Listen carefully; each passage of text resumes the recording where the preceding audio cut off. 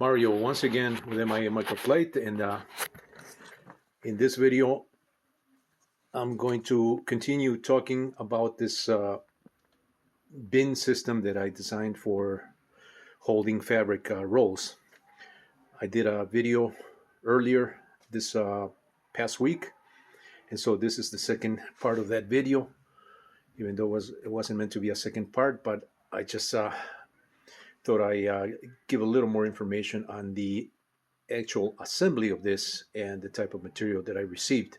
So I ordered this from Amazon. This is 4mm corrugated or core flute plastic, polyethylene, polypropylene. I believe these things are recycled plastics that are turned into these sheets, corrugated plastic sheets. So I received these. The dimensions are correct, 24 by 36. And 4mm is the actual thickness. I thought these would be a little bit thicker, but they're actually 4mm. So they're, as far as the dimensions is concerned, it's true to the description of the product at the Amazon website. What is not actually exact is the color. This is showing probably as a typical blue color, but in actuality, this is more in the in a purplish, darker tone of blue, which is, if you're really keen on color and you like, the typical royal blue or just a basic blue, this is a lot darker in the darker shade. It's got a little more red to it, so it's a deeper, more purplish blue. Like I said, it doesn't show well in this video, but just trust me on that. I don't know if this will even show here. These are the sheets, the actual sheets. So that's showing more. I believe the actual color right there that you're seeing here. And it depends if it's in the sunlight as those other parts are. I have the sunlight filtering through my windows in my work area here. So these are the panels. I've already started sliding these panels, and one of the things that I didn't take into account is, as meticulous as I am when it comes to planning projects. I tend to go over every little detail of the project, dimensions, all those things. I'm very keen on and very meticulous, like I said, on all those things to make sure that I understand what's involved in the assembly and the putting together of the components, and what's going to be involved in the processing, manufacturing of those parts. So one of the things I didn't take into account is I just assumed that, hey, it's just slots right here. All I have to do is just slot this, but I didn't go too deep into the thinking of that, how I'm going to do that. When I received this material, I was actually hoping that the flutes that you see, or those lines, those are the flutes, would have been vertically like that, so that it would be easier for me to cut these slots right here. These are 4mm slots. They have to be cut to match the 4mm thickness of the panels that are going to be inserted, as kind of scissors form one on top of the other one, so they form the square boxes or the bins. And when I did my first panel, let's see which one's the first one. I believe that's the first one. I only have 2 so far done, and I have to do 1, 2, 3, 4, 5, 6. 1, 2, 3, 4, 5, 6. I have to do 6 by 6. I actually have to do 8, 14 panels. They have to be done this way. So far I only have 2 right here, and I'll show you how I did these slots and what the best way to do this is. This is the purpose of this video, is to explain how I think this can be cut. If you're doing this at home, do it yourself, and you don't have special tools. Well, you're actually going to have to make a tool or get something similar to what I'm going to show you next here. But these first ones right here, I started cutting it with an X-Acto knife or blade and in a ruler, and just trying to maintain that ruler nice and tight up against the material when you're cutting cross the bias. The bias would be the flutes here. So you're cutting against that bias. It's very difficult because your knife has to go through each one of those wall segments that make up the flutes, and it becomes quite strenuous on the hands, and quite difficult, to get a nice straight line, as if you were to do the opposite and cut the slots this way. But I couldn't do that because of the because of the geometry here. I need that 36 length this way, but unfortunately, like I said, these panels come with a bias across the length, so it's across the width. I wish these would have come this way. It would have been easier to do that. But here's what I did here on the first one. So I started cutting with a knife, and I found it too difficult to do it that way. So I decided to use a hot tip soldering iron to just score it down the middle and kind of tip the tip a little bit on an angle so that it would give me that approximate width of the panel, 4 millimeter. In other words, here's my soldering station here, my soldering iron, and this I use to cut fabric, nylon fabric. I use this welder here. I don't use it for welding or for soldering so much. I have another one in my other electronics setup where I do welding, but this is strictly, I bought this strictly to do, cutting material, light material, fabric. Sometimes I cut my wings here, if they're not that big. So I use this, but I also have a setup similar to this with a hot knife on a CNC machine.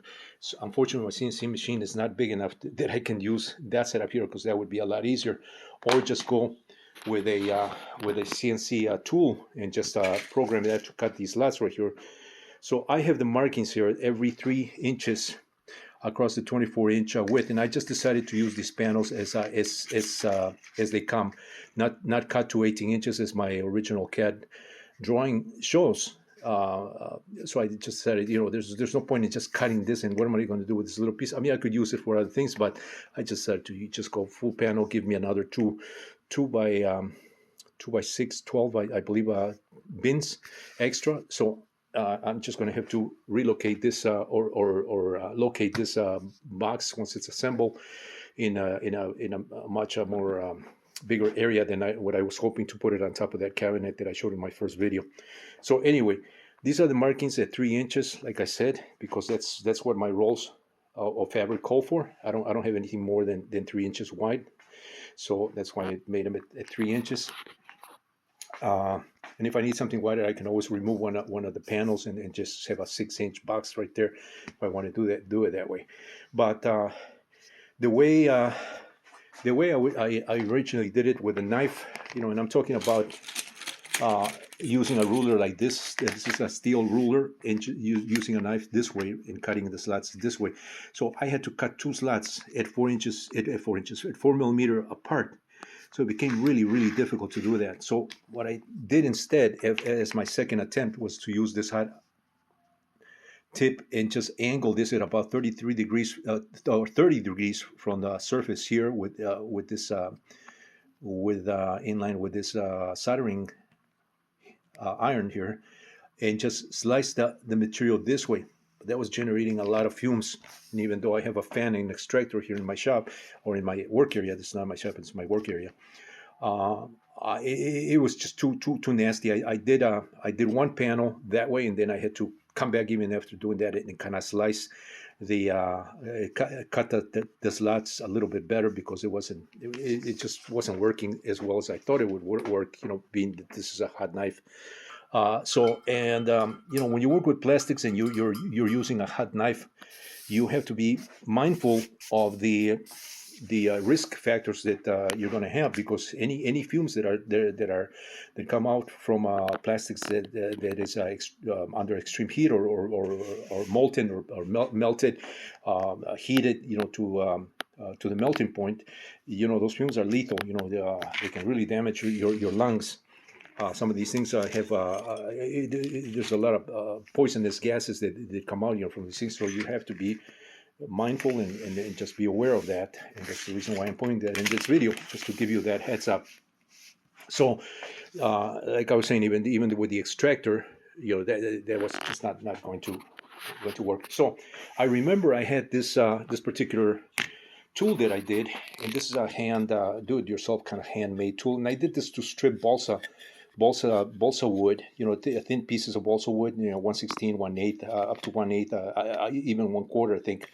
When I used to work with balsa airplanes, with balsa rubber-powered helicopters, I actually did this for my rubber-powered helicopters.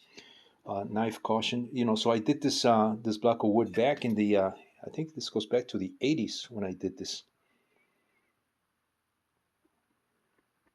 camera mount pad. Let me see. And so I was using this to cut balsa wood. I was using this to cut foam sheets. Um, and so it dawned on me that I could use this, and I go, well, no, let me grab that thing. It also has a way to space the cut, from the edge right here. Or actually, this is missing. Yeah, this is missing the other part right here, because this actually has another plate with some thumb screws and nuts that would allow me to set a depth here from the cutting blade here. So this is just a typical one of those X-Acto blades, and it's right now I adjusted this to, once again, this I did this back in the '80s, so I didn't have any special tools. I just had some basic woodworking tools, and I did this. You can see how very basic and very crude this cutter is, to do what I just explained that I designed this tool to do. And so it's very basic, but it works great. I even did this little spring. I think this is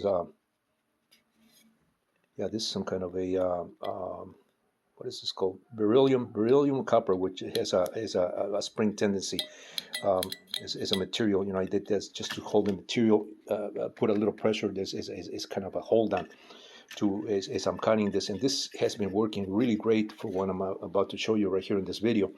And so I dug out this tool. I said, so I adjusted the depth of the cut, to 4 millimeter. That blade is like hitting this when it cuts through the material. It doesn't cut really clean, but it's good enough that I can just come back and score and finish that cut with just an X-Acto blade very lightly, and it just comes out as strips like that you see it here. Now look how clean these strips are coming out, even though I'm cutting against the grain, like I was saying.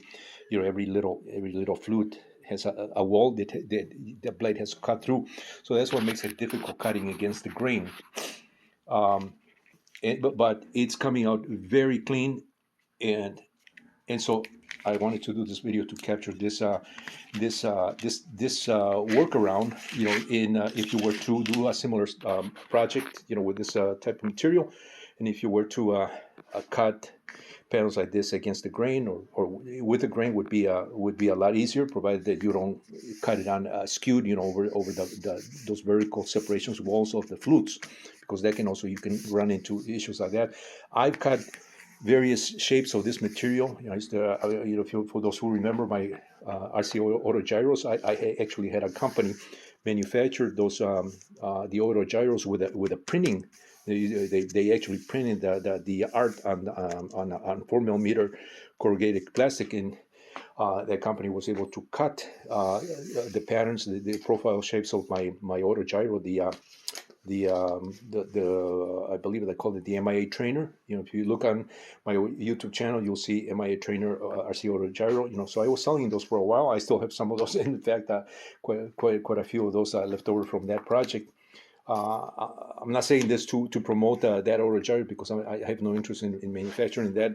Again, if you've seen the trend of my videos and what I'm really doing as far as projects, lately, I'm just mentioning that I've done that manually, and I had the company do that.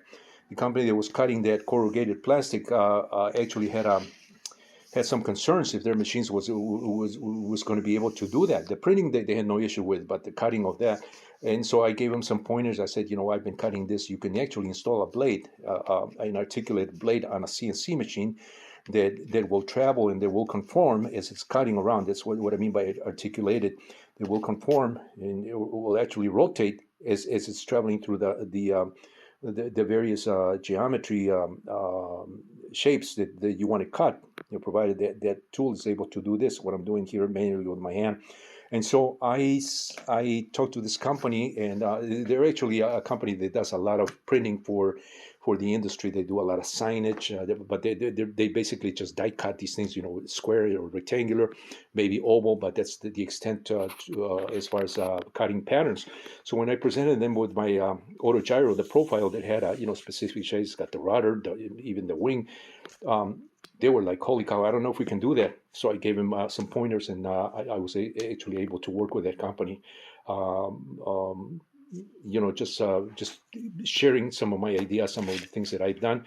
They were actually able to cut the the corrugated printed, professionally printed on both sides, um, uh, um, autogyro profile bodies that I use on my MIA trainer autogyros back. I don't know, I did that maybe 10, 15 years ago. So look for those videos if you want to care to find out a little more about that. If you care to know, how I what those look like, and kind of correlate that to what I'm describing here. So, um, as far as the cutting, getting back to this is how I've been cutting. So, well, basically, this tool does, and you can see it's pretty flat on this side right here. Is I put my ruler, my steel ruler, up against the marks here that establish the 3-inch width, and I have to hold this very very firm here as I sink this. So I have to sink this blade right there. I have to sink it. As you can see, it just dropped a little, the 4 millimeter into the material here. And I have to hold this firm, making sure that I don't shift this. It doesn't shift on me. What would help here too is if you use double-sided tape underneath the ruler and just allow that double-sided tape to lock onto the material. That'll hold the ruler without you having to put too much pressure here. But for me, it's fine. I have a pretty strong left hand here. So for me, it's been working fine. I just have to do 12 additional panels like that. So I made just put a little bit of double-sided tape and just keep lifting and reusing that double-sided tape until it grips no more, and then put a new some new pads underneath. At that point, I think I can get away with doing that and reusing that double-sided tape back on the ruler for maybe a few sheets before the tape starts losing grip, from the adhesive. So that's one way to do this, but I'm just going to do this until I get tired, and then just rest. So this is up against the blade, the ruler up against the blade, and holding this firmly. I make sure that I pull this right here, and this is a lot easier and a lot more precise. As you can see here, the precision of that cut. How I'm cutting this with precision here. Of course, the blade has to be sharp. That's actually a blade that's been sitting there. I haven't changed the blade, but maybe after a few panels, I will change that blade so I get some nice clean cuts. But it's been consistent. I already did a panel this way, and I go, wow, I got to make a video of this, just to post it online. Is a do-it-yourselfer, and just share this with people that may want to do a similar a bin system, with these slots right here, 4 millimeter slots. And as long as you maintain precision in the hold down, like I said, of this tool, and with this, you're not, there's no risk of you getting hurt, because I've seen people get their fingers chopped off or sliced in places that I worked by not being aware that if you cut with these blades, and your mind is not totally on the tool. I have a saying that says, if you know how to tame the tiger, there's no need to fear it. Meaning that if you understand the mechanics of a tool and how that works, and what not to do, so you don't get hurt, there's no need to fear it. For example, on a table saw, if you hold the material on both sides and you're putting pressure inward towards the blade, that you're going to have you're going to have the risk of that board locking, and it's going to kick you back. It happened to me when I was younger, and so that's how I know experience talking here. And I almost got hurt, from the 2 by it was a 4 by 8 sheet. I was pushing this, and I was holding the board on both ends here, and as the cut was cutting on the back of the board, is the blade. As I was feeding the material, I was actually locking the material on the blade, and it kicked back on me. So it's something that if you've done stuff like that, you probably know that. I would imagine people that have shops and they have employees, they teach these things to them. I've certainly taught those things to my helpers here, my younger helpers that I've had, at one time, helping me build things, do things. I've done that with my kids, making sure that they understand what not to do and what to be careful with when you're working with tools. Same thing with a blade. I was one time in a shop and I saw this young kid. Nobody told him how to cut things, and he just got the job. I guess because they needed help. And this young kid sliced his finger, his thumb, with one of these guys right through. It took a good 30% of his thumb right there. Boom, sliced right through his finger, because he was using the blade with a very shallow knife ruler. This is a shallow ruler, a very thin ruler here. This is about 1/16. This is 1/8 in thickness. So he had no really not much of a wall here to retain the knife, and it's kept like that. And I mean, when I saw that, I saw him doing that, and my next thought was he's going to get hurt. And certainly enough, he got hurt. Not that I induced that in a psychic way, but I was like, oh my god, he's boom, he got hurt. So, and it's because he wasn't taught that when you cut things like that, the first thing your mind has to be on the tool, your mind has to be on the work. You can't be thinking of other things. That's the number one thing that I stress to anybody that has worked with me in a shop, or that has assisted me, is your mind has to be totally. And I used to be when I was younger, and I have to say this because that also comes from a little bit of experience cutting boxes. I used to work as a stock boy, when I used to work for AMP. Some people may remember that company, Atlantic and Pacific Tea Company, which is a supermarket that used to be around back in the 70s, back in the East Coast in Chicago, where I used to live. So I used to work for AMP for 11 years. I worked there, so I was going through high school and through college years, so that kind of it gave me a little sustainability on my own. I used to kind of also help my mom, with that job. I used to belong to the union back in those days, so good positive things. With the union, I used to get paid really, really well. You cannot you cannot go back to those times if just kind of reminiscing these things as I'm talking about these things, which is it's got some level of importance what I'm saying, to some people perhaps, but uh, I learned how to cut boxes. We used to have these other knives that are just box cutters, and the person that I learned from was an older stock manager, the night crew manager. He used to teach us how to do this. So he properly took the time to explain to us how to do this, and be careful that your body's always away from your body. So I learned all those things, from other people, and I'm kind of sharing these things here too for anybody that's watching this. Some of you may already know common sense, dictates some of these things, but for those that know, my approach to cutting this is always tilt the blade on an angle towards away from you. So as you're cutting here, you're not cutting inside like that, as that young kid sliced his thumb, because he probably wasn't aware. Number one, that when you work with shallow rulers like that as your guide, there's a chance for that thing to slip and come into you, especially if your blade is pointing more towards the inside than on the outside. So keep those things in mind. And so the benefit of this tool, getting back to this tool, is that you have a handle here. There's no risk of number one, it's more comfortable, from that aspect. Number one, you have more pressure, more torque applied to the cut, so you're really putting a lot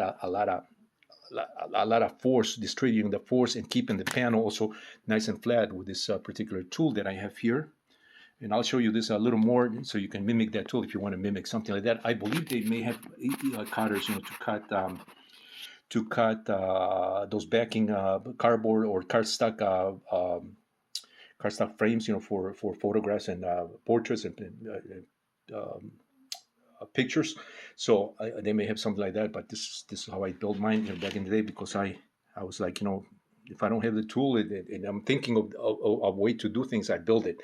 And that's how I've been doing a lot of my stuff here. So this actually works really well, as I'm saying, because of the pressure that you're putting a good amount of pressure here, and you're really, really dragging this blade right here. As long as you keep this nice and straight, this is going to follow along this path here of the ruler, and the fact that that blade is already sunken in 4 millimeters is not going to skip on you, provided you keep pressure downward. Okay, the risk with this is that you don't have that much control here, because you're holding this like a pencil. So this, as opposed to this or even this right here, this is a lot weaker. This is for precision work. This is more for nice and straight with something you need a force and torque and uh, and a good grip. So this is working really well for me. And once again, like you're seeing here, look at the consistency and the cleanliness and precision of that cut at 4 millimeters. So what I'm doing here is I'm cutting one strip here, and then I move this 4 millimeters over. I kind of eyeball it here. You can even put a little mark, and then make your other strip. Once again, provided the roller is nice and steady. So this is the way I've been cutting this, and I wanted to capture this on video so you can see the type of cuts that I'm getting. And this is a lot easier going through these panels, especially when you have to cut multiple panels, as in this case, 1, 2, 3. I need about 8. There's 8. There are 8 sheets that come in a pack. I bought 2 packs. At this price is not bad, and I believe the price is also reflective of the color. They're probably trying to get rid of this color. Interestingly, my phone started giving me these. When I was looking at this through my phone, it started shooting me videos of similar stuff that with corrugated plastic, and I actually stumbled on a company that does nothing but corrugated boxes, and they have already these panels, but they're in China. Yeah, I guess you have to call them to get these panels already with the perforations there with the slots. And I go, oh my God, they basically have exactly what I designed here. So I in a lot of these things that are common sense, these things, like I said in my earlier videos, nothing new with these slots right here. But and I guess they have companies that sell these things, provided you can access them. This particular companies in China. I don't know of anybody in the States that has these panels that are already cut. It would be nice to have somebody just sell the panels, and maybe after this video somebody might just do that. I don't want to do that. I'm not in no condition to be manufacturing this for sale. This is not my thing, but it is something that I am doing. It's a do-it-yourself project, and I'm kind of sharing these things with people. Hopefully it'll be of benefit to somebody else. Once again, the tool is, as you can see here, you can build this with, this is a quarter-inch, just a quarter-inch pine piece of wood. It does have this little lip here, but you don't really need that lip.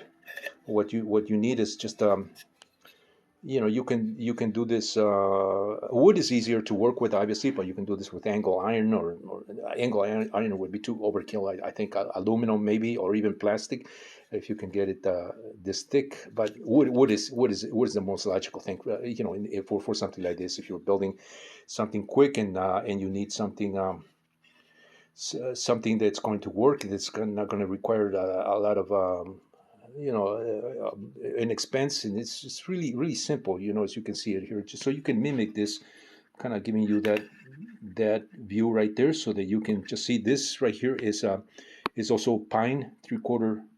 I believe this is 3/4 inch pine, and this is 1/4 inch pine. Just glued on top of this bottom base right here. You can just add these. The blade, as you see it here, make sure that this is closer to the edge here by about, this is about a 1/2 inch or 3/4 inch from the edge here to this first screw. And see, I mean, you can just use wood screws, which I'm using here, and just make sure that screw fits over that slot for the blade, so you can adjust it in height here. Make sure that that's kind of center in that slot of the blade, so that you can adjust it for higher or lower. And basically you have your tool here. These slats don't need to be here. I just did this so that I could put a fence here underneath. I don't have the fence here, obviously, because I don't need it. But and that's it. So that's my stripping tool. If you build something like that, and if you've seen this video, give me a thumbs up or make a little comment. I don't have that many views, as I say in many videos. I don't know whether it's an algorithm it's kind of preventing people from seeing my videos.